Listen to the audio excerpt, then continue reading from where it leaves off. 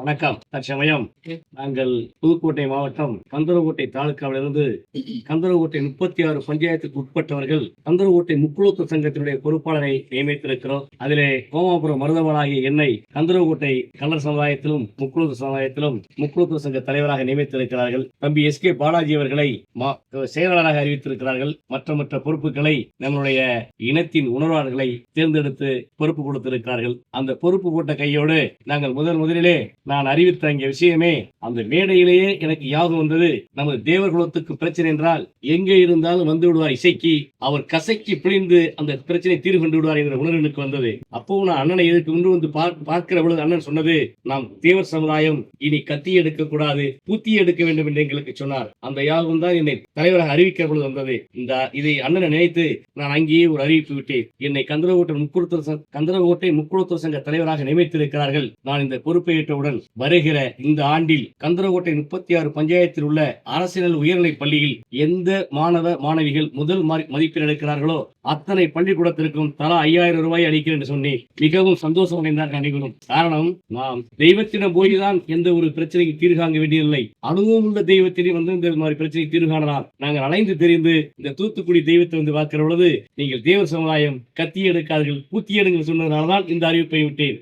அதுக்கு நிறைய அறிவிப்புகளாக விட்டேன். கந்தரகோட்டையிலே தேவர் சிலை கட்டுவதற்கு என்னுடைய சொந்த செலவில் 1 லட்சம் தரேன் என்று சொன்னேன். நமது மக்கள் சந்தோஷமாக இருந்தார்கள். அதற்கு பிறகு நாங்கள் இந்த பொறுப்பு போட்ட கையோட 2-3 நாள் வேலை சுமையாக இருந்தோம். பிறகு நாங்கள் அண்ணனை பார்க்க வேண்டும் என்று ஆவலோடு வந்தோம். வருகிற வழியிலே எங்களுடைய கல்லர் குலத்தின் காவலர் சட்டையணியா வீரர் சாட்டையும் வாளையும் வேலையும் ஏந்தி வாழுக்கு வெளியம்பலத்தை பார்த்து வணங்கிவிட்டு திருப்பி அனைத்து கருத்துகளையும் தேவர் மக்களுக்கும் தேசத்தில் உள்ள மக்களுக்கும் அனைத்து கருத்துகளையும் கூறி இப்ப பேசாமல் இருக்கிற ஐயா முத்துராம தேவரை பற்றி வணங்கிவிட்டு இப்பொழுதுதான் பேசும் தேவரை வந்து வணங்கி கொண்டிருக்கிறோம். அதற்கெல்லாம் இந்த பேசும் தேவர்களை பார்க்கிற பொழுது அவர் ஆன்மீகவாதியாகவும் அக்கறை கொண்டவராகவும் இந்த தேவர் சமுதாயம் தேக்க நிலை என்றால் தேம்பி அழுகின்ற நிலை என்றால் அதை தேத்துவதற்கான தேர்ச்சியான கருத்துக்களை கொடுத்துக் கொண்டிருக்கிறார். கல்லர் சமுதாயம் கரையின் நிலை என்றால் அங்கே கண்ணீர் உடைத்து கல்லர் சமுதாயத்தை காக்கிற கடற்கரை விளக்காக இருக்கிறார். அதே போன்று மறவர் சமுதாயத்திற்கு மனக்குழப்பம் என்றால் கூட அந்த மனக்குழப்பத்தை தீர்த்து வைக்கிற மாவீரனாக இருக்கிறார்,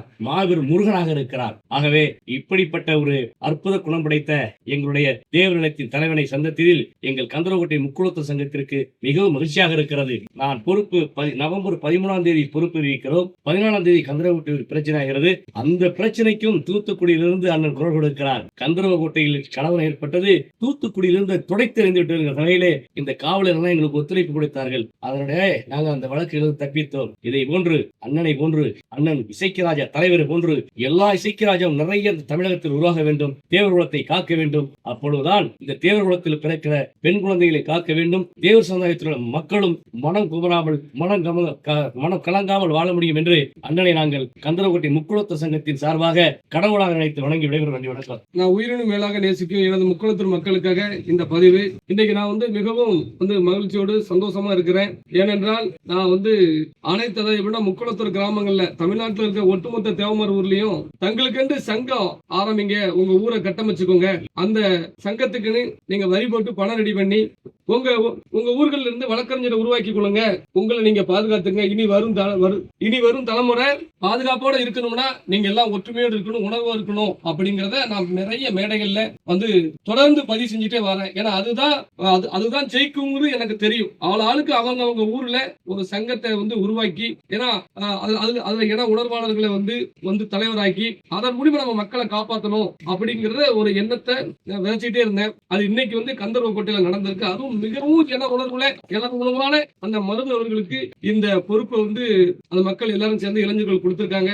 உண்மையிலே மனசார சந்தோஷப்படுறேன். அவருடைய நாடி நரம்பு எல்லாம் பேசும்போதும் சரி, அந்த கண்களும் சரி, அதாவது அவருடைய செயல்பாடும் நாடி நரம்பு வரைக்கும் இன உணர்வு மட்டும்தான் ஓடுது. அவரை தலைவராக்கியதுல நான் மிகவும் மகிழ்ச்சி அடைகிறேன். உண்மையிலே நீங்க எல்லாரும் இன்னைக்கு இளைஞர்கள், இன்னைக்கு வழக்கறிஞர்கள் எல்லாரும் இதுல பொறுப்புல இருக்காங்க. அதுவும் கந்தரகோட்டை மிக மிக கட்டுக்கோப்போடு வந்துகிட்டு இருக்கு அப்படின்னு நினைக்கும் பொழுது ஒரு பிரச்சனை பிரச்சனை அப்படின்னு சொல்லும் போது அந்த இடத்துல ஒரு 200 பேர் 300 பேர் கூடணும் அப்படின்னு நான் சொல்லியிருந்தேன். ஆனா இன்னைக்கு கந்தர்வக்கோட்டை அதை நிறைவேற்றுது. நம்ம சமுதாயத்துக்கு ஒரு பிரச்சனைனா 200 பேருக்கு நின்று நியாயம் கேட்காங்க பாருங்க, அது கந்தர்வக்கோட்டையில ஆரம்பிச்சிருக்காங்க. இதை நினைச்சு நான் ரொம்ப ரொம்ப சந்தோஷப்படுறேன், மகிழ்ச்சி அடைகிறேன். எங்க ஐயா பசுமன் முத்துராமலிங்க தேவர் இறந்தும் தெய்வமாக வாழ்ந்தார் என்பதற்கு இதுவே சாட்சி. நம்ம முன்னோர்களும் இறந்தும் தெய்வமாக வாழ்ந்தாங்கிறது இதுதான் சாட்சி. அதனால உண்மையில மனசார நான் கந்தர்வக்கோட்டை வந்து என்னுடைய ரத்த உறவுகளுக்கு நான் வந்து நன்றி சொல்ல விரும்புறேன். மென்மேலும் உங்களுடைய பணிகள் வந்து தொடர வேண்டும்.